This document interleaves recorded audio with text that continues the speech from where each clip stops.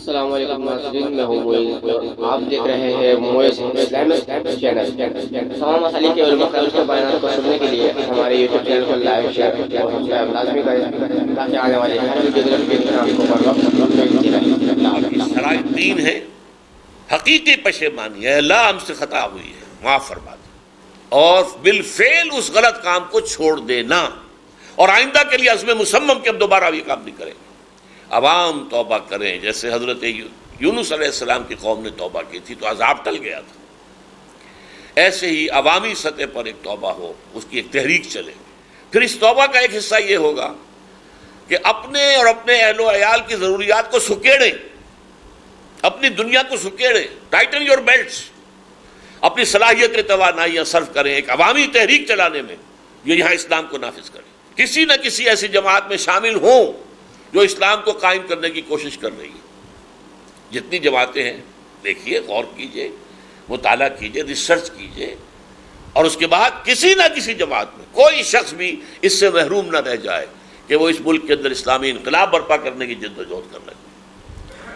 یہ دو کام اگر عوامی سطح پر ہوئے اور پھر توبہ ہو جائے گی اجتماعی سطح پر کہ اس ملک کے اندر اسلام کا نظام آ جائے، جس کے لیے اقبال اور قائد اعظم نے بات۔ ہمارے ہاں وہ طریقہ خانقاہی جب اختیار کیا گیا، جب قرآن کو پس منظر میں پھینک دیا گیا، قرآن مجید میں یہ الفاظ آئے ہیں، نبذ فریق من الذین اوتوا الکتاب کتاب اللہ وراء ظہورہم، جن لوگوں کو اللہ نے کتاب دی تھی ان میں سے ایک گروہ نے اللہ کی کتاب کو اپنی پیٹھوں کے پیچھے پھینک دیا ارادی طور پر۔ اس امت نے بھی قرآن کو پیچھے پھینکا ہے۔ اس کے بہت سے اسباب ہیں۔ پروفیسر یوسف سلیم چشتی رحمہ اللہ، اللہ تعالیٰ ان کی مغفرت فرمائے، بڑا عمدہ مضمون ایک دفعہ لکھا تھا کہ یہ جان بوجھ کر در حقیقت قرآن کو پیچھے پھینکا گیا ہے۔ وہ جو بات کہی علامہ اقبال نے کہ عصر حاضر کے تقاضاؤں سے ہے لیکن یہ خوف ہو نہ جائے آشکارا شرع پیغمبر کہیں، جس طرح ابلیس کو یہ خطرہ لگا ہوا تھا کہ یہ آشکارا شرع پیغمبر نہ ہو جائے، ایسے ہی وقت کے سلاطین کو اور ملوک کو اور سرمایہ داروں کو اور جاگیرداروں کو اور مذہبی مسندوں کے اوپر متمکن لوگوں کو پسند نہیں تھا کہ قرآن کھلے اور قرآن کی حقیقی تعلیمات عوام کو معلوم ہو، اور وہ قرآن کے معیار پر ہمیں کہیں ناپنے تولنے لگ جائیں۔ ہے یہی بہتر الہیات میں الجھا رہے، اس کو مست رکھو ذکر و فکر صبح گاہی میں، اسے پختہ تر کر دو مزاج خانقاہی میں اسے۔ جانتا ہوں میں یہ امت حامل قرآن نہیں، اور یہ قرآن ہی کی طرف کہیں دوبارہ رجوع نہ کر لے، ہمارا تو سارا پول جو ہے کھل جائے گا۔ یہ تو بتائے گا کہ قرآن کا نظام کیا ہے، قرآن کیا چاہتا ہے۔ ادھر حقیقت جان بوجھ کر قرآن مجید کو بند کیا گیا۔ اسے بناؤ کتاب مقدس، بس پڑھو ثواب حاصل کر لو، باقی فتویٰ پوچھنا ہے ہم سے پوچھو، ہم کائے کے لیے، تم کیوں قرآن پڑھتے ہو؟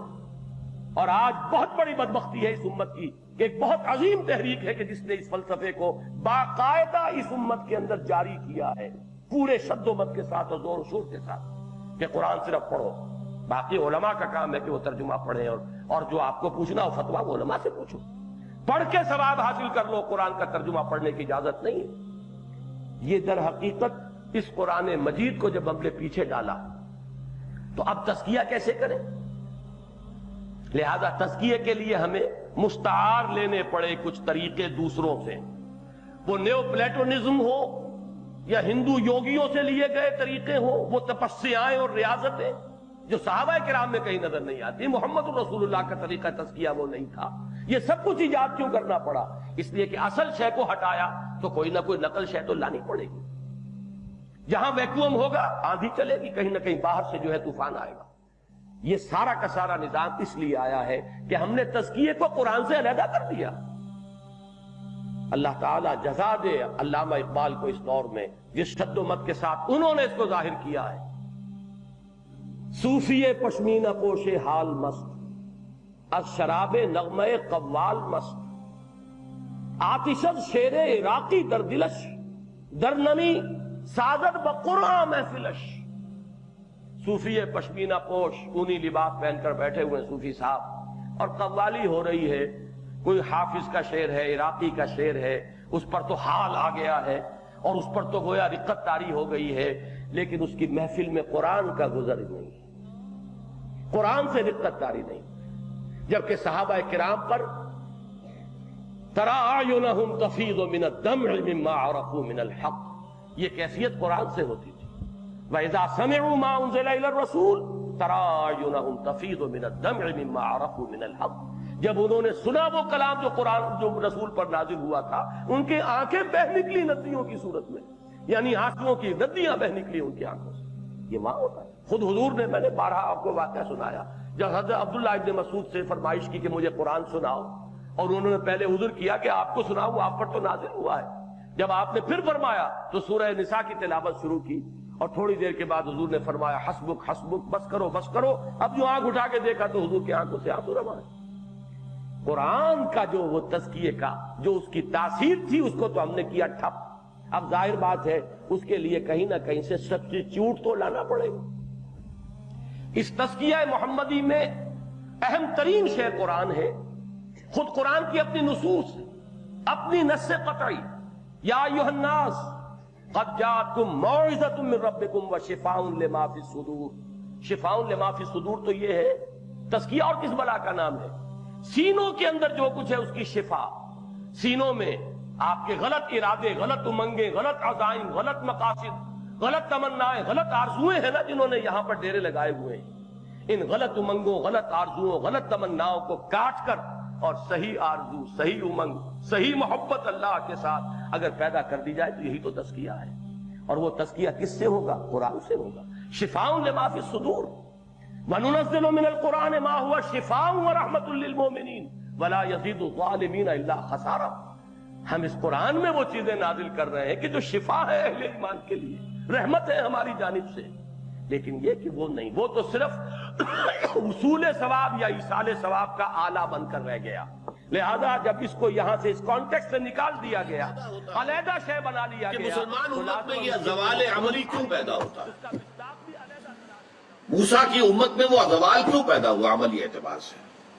انہوں نے تورات کی ذمہ داری کیوں ادا نہیں کی؟ امت محمد صلی اللہ علیہ وسلم کے اندر زوال کیوں پیدا ہوا؟ عمل سے کوتاہی کیوں ہوئی؟ جیسے اقبال نے کہا نا کہ عمل سے فارغ ہوا مسلمان بنا کے تقدیر کا بہانہ۔ میری جد و جہد سے کیا ہوگا؟ جو تقدیر میں ہے وہ ہو جائے گا؟ نہیں بھائی، جد و جہد کرنا تمہارا فرض ہے، تمہاری ذمہ داری ہے۔ ہاں ہوگا وہی جو اللہ چاہے گا، لیکن تم اگر ذمہ داری اپنی ادا نہیں کرو گے تو وہ تو تم نے گویا کہ اللہ تعالیٰ کے حکم کی نافرمانی کی۔ تو اصل میں امتوں کے اندر، نبیوں کی امتوں میں ایک مرض پیدا ہو جاتا ہے، ایک بیماری، ایک روگ، اور وہ یہ ہے کہ ہم تو فلاں کی امت ہے تو بخشے بخشائے ہیں۔ جب اللہ نے ہمیں امت موسیٰ میں پیدا کر دیا، اور موسیٰ تو بڑا پیارا تھا اللہ کا، موسیٰ کو کیسے کیسے معجزے اللہ نے عطا کیے تھے، ہم اس کی امت ہے، لہذا ہم بخشے بخشائے۔ زیادہ سے زیادہ کوئی لوگوں کی کا منہ بند کرنے کے لیے اگر اللہ ہمیں ڈالے گا بھی جہنم میں تو چند دن کے لیے، لن تمسنا النار الا ایاما معدودات، ہمیں آگ نہیں چھو سکتی مگر گنتی کے چند دن۔